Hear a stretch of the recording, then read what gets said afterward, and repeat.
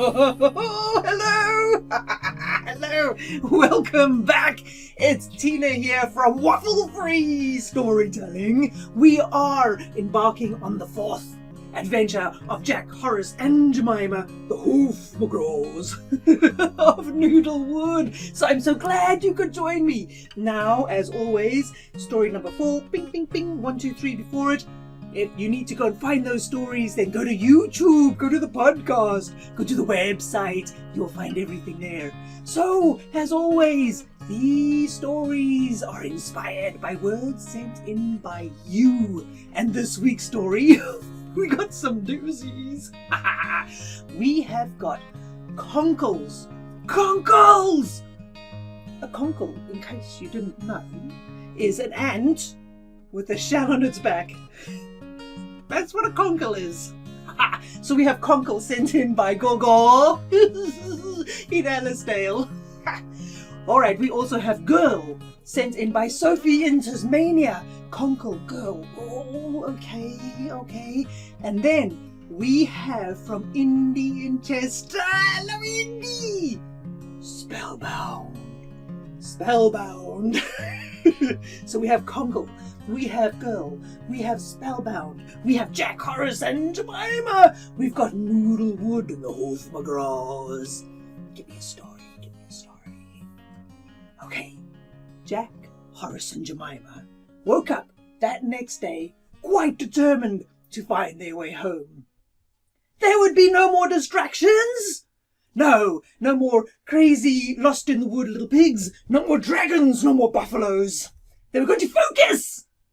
Concentration. So, Jack drew a big X in the ground and said, "This is where we are."